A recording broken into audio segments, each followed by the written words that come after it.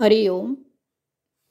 योगदास श्री जयगणेश जोशी यांनी निरूपण केलेले निर्वाण उपनिषद भाग 6 निर्वाण आणि सप्तचक्र. आपल्या शरीरातील सप्तचक्रांचा निर्वाणाशी संबंध आहे. अध्यात्म योग साधना करताना त्याची माहिती असणे आवश्यक आहे. माझ्या योग साधना या पुस्तकात सप्तचक्रांची सविस्तर माहिती दिली आहे. जिज्ञासूंनी ती जरूर वाचावी.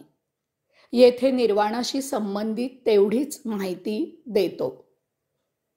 मूलाधार चक्रामुळे अपानवायू नियंत्रित करून तो ऊर्ध्व मार्गी होतो.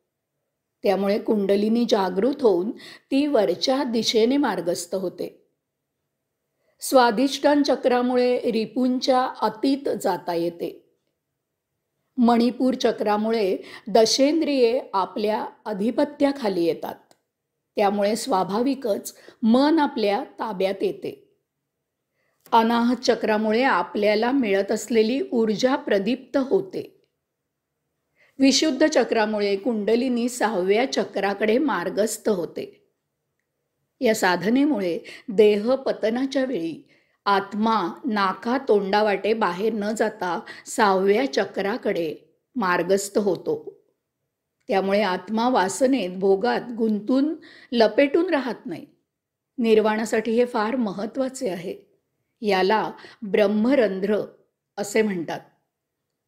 आज्ञाचक्रामुळे देहपतनाच्या वेळी आत्मा येथून बाहेर पडतो. त्याचे निर्वाण होते. तो सायुज्य मुक्त असतो.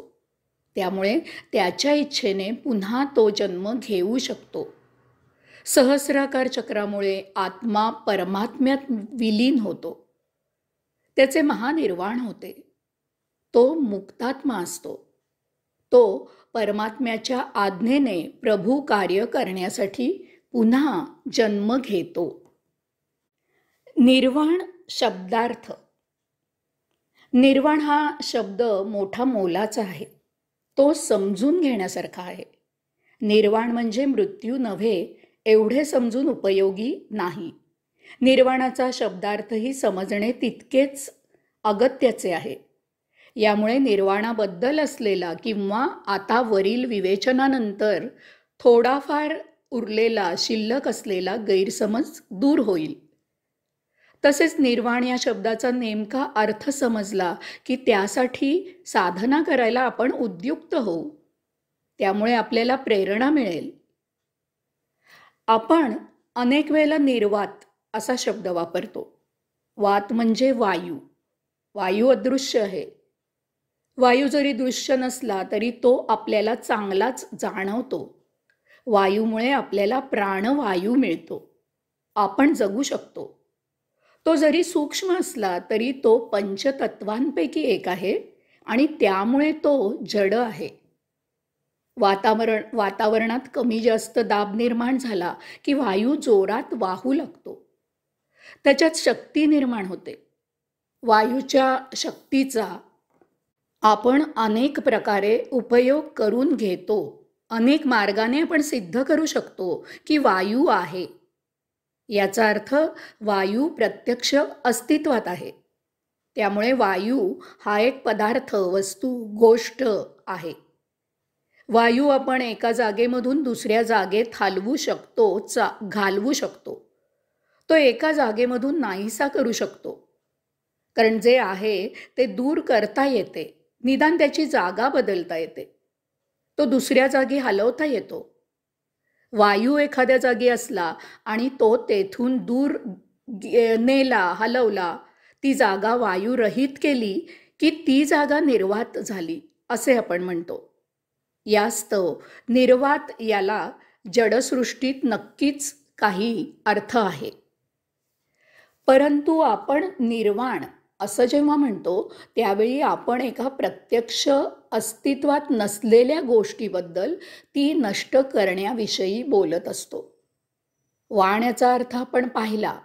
वाण म्हणजे कमतरता असणे, उणीव असणे. एखादी वस्तू नसली की त्याची वाण आहे असे आपण म्हणतो. याचा अर्थ वाण अशी काही वस्तू अस्तित्वात नाही, कारण वाण ही वस्तू नाही, ती वस्तूविषयी, ते वस्तूविषयी सांगणे आहे, ते वस्तूचे वर्णन आहे, ते वस्तूचे विशेषण आहे की येथे वस्तू उपलब्ध नाही. वाण म्हणजे त्या वस्तूची कमतरता आहे असे सांगणे. वाण असे काहीही प्रत्यक्षात अस्तित्वात नाही. आपल्याला माहीत आहे की या विश्वात काहीही नष्ट करता येत नाही, काही नष्ट होतच नाही. वस्तूचं रूप, रंग, गुणधर्म, आकार इत्यादीत बदल होतो. दोन वस्तू एकत्र येऊन तिसरी वस्तू तयार होते. परंतु एकदा अस्तित्वात असलेली कोणतीही गोष्ट, कोणतीही वस्तू नष्ट होत नाही. काहीही नवीन निर्माण करता येत नाही. याचा अर्थ एखादी अस्तित्वात नसलेली वस्तूच केवळ नष्ट करता येईल, कारण ती नष्ट करण्याआधीच नष्ट केलेली आहे. आपण पाहिले की वाण असे काहीही अस्तित्वात नाही. याचा अर्थ निर्वाणात आपल्याला काहीही नष्ट करायला संधीच नाही. म्हणजे येथे काहीही नष्ट न करता त्याच्या अतीत जाऊनच निर्वाणात जायचं आहे. वाण ही वस्तू नसून ते एक केवळ विशेषण आहे, तो एक विचार आहे, तो एक मनाचा विचार आहे. या मानसिक विचाराच्या पलीकडे आपल्याला जायचं आहे. आपल्या मनामध्ये येतं की आपल्याकडे काहीतरी नाही, काहीतरी कमी आहे, कशाची तरी उणीव आहे, कशाची तरी वाण आहे. आता आपल्याला या विचाराच्या अतीत निघून जायचे आहे. उदाहरणार्थ, समजा आपल्याकडे मोठ्या पडद्याचा दूरदर्शन संच नाही, ही वस्तुस्थिती आहे. साहजिकच आपल्या मनात ही उणीव येत राहील आणि आपण दुःखी होऊ. आपल्याला दुःख आहे यात आपल्याला विशेष असे काही वाटण्याचे कारण नाही, कारण दुःखच शाश्वत असतं.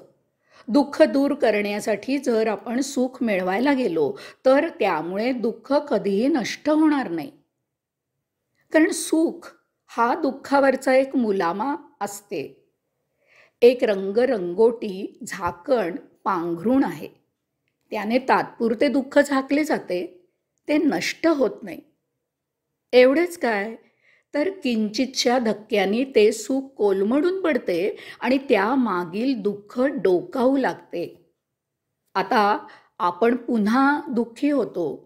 प्रत्येक सुखामागून दुःख हमखास येतेच येते.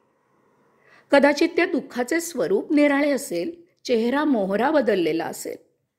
जेमतेम एक वेळ जेवायला मिळणारा मनुष्य दुःखी असतो, तो ते दुःख नष्ट करायला अफाट कष्ट घेऊन 4 वेळेला जेवायला मिळेल एवढी धनसंपत्ती मिळवतो. त्या यशाने खुश होतो, आजारी होतो. वैद्यबुवा त्याच्या आजाराला पथ्य म्हणून त्याला एकभुक्त राहण्याचा सल्ला देतात. त्याची अवस्था मोठी केविलवाणी होते. भूक होती तेव्हा खायला अन्न नव्हते, आणि खायला अन्न आहे तेव्हा वैद्यबुवांनी पोटातील भूक काढून घेतलेली असते. यास्तव दुःख नाहीसे करायला सुखामागे न जाता दुःखाच्या अतीत जायची कला निर्वाणबोधाने शिकावी. दुःखाच्या अतीत गेल्यावर सुखाची आवश्यकताच राहत नाही. त्यामुळे त्या मागोमाग हमखास येणारे दुःख टळते. सुखदुःखाच्या अतीत असीम आनंद असतो. निर्वाणबोधाने तो आनंद मिळवावा. एखादी वस्तू आपल्याकडे आहे म्हणून त्याचे सुख नसावे. ती वस्तू असेल तर ती असेपर्यंत तिचा भरपूर उपभोग घेत त्यातून निर्लेप आनंद घ्यावा. आपल्या आनंदात इतरांना सहभागी करावे. एखादी वस्तू आपल्याकडे नाही म्हणून त्याचे दुःख नसावे. ते दुःख इतरांना दाखवू नये. ती वस्तू मिळवण्याचा प्रयत्न करण्यापेक्षा त्या वस्तूशिवाय आयुष्य मोठ्या आनंदात जगावे. यातूनच एखाद्या वेळेस ती वस्तू मिळाली तर त्याचा आनंद घ्यावा, परंतु त्यासाठी अट्टाहास करू नये. एखादी वस्तू आपली नाही म्हणून वैषम्य नसावे. एखादी वस्तू दुसऱ्याकडे आहे म्हणून मत्सर नसावा. दुसऱ्याचे त्याच्याकडील वस्तूचे कौतुक करावे, त्याच्या ती वस्तू वापरण्याच्या आनंदात उत्साहाने सहभागी व्हावे. असलेल्याच्या अतीत जाणे आणि नसलेल्याच्याही अतीत जाणे हाच निर्वाण योग आहे. याचा अर्थ वस्तू असली काय किंवा नसली काय, आपल्याला या दोन्हीच्याही अतीत जायचे आहे. या निर्वाणात सुखदुःख या दोन्हीचं अस्तित्व नसते. तेथे केवळ निर्भेळ, निर्लेप, शाश्वत, शुद्ध, चिर आनंद असतो. हेच कैवल्य आहे. हरि ओम.